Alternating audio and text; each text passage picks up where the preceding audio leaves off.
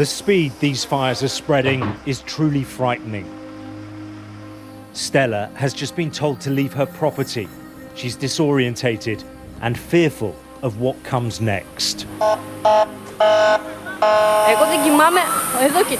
Look at what's happening. I haven't slept in 2 days because I knew the fire was coming over here. I could see it, I could feel it. We have all spent the whole night outside. Knowing this first, that there shall come in the last days scoffers, walking after their own lusts, and saying, Where is the promise of his coming? For since the fathers fell asleep, all things continue as they were from the beginning of the creation. The emergency response is now gearing up across this region as the flames get nearer. The air is thick with choking smoke. Well, the situation here is becoming more and more urgent every minute. You can see how close the flames are here. Houses along here are being evacuated by the police, and they're now ordering everybody to leave this village. But the heavens and the earth, which are now, by the same word, are kept in store, reserved unto fire, against the day of judgment and perdition of ungodly men. That's right, Savannah. Essentially, firefighters here in Greece are playing a game of whack-a-mole because there have been dozens of fires that have been burning in the recent days. And as soon as they get one under control, they move on to a next one.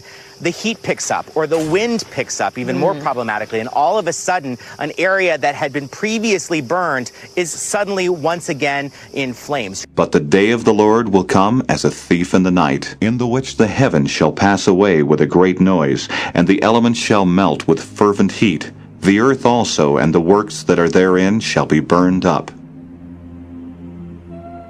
Temperatures have been soaring past 47 degrees in many parts of Niger for days.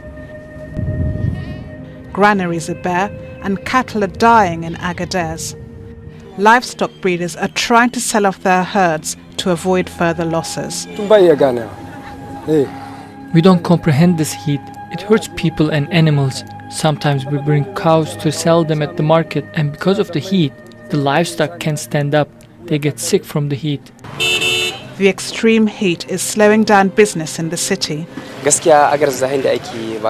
The heat is very high. I implore God to protect us. This year's heat has made us suffer.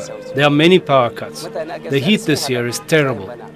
The UN estimates almost 20% of Niger's population will need humanitarian assistance to get through the year. A brutal heat wave across the south and west is causing dangerously hot temperatures and killing crops. Some farmers in the Houston area also facing this dilemma. Fox's Joy Addison is live in Needville in Fort Bend County. Joy.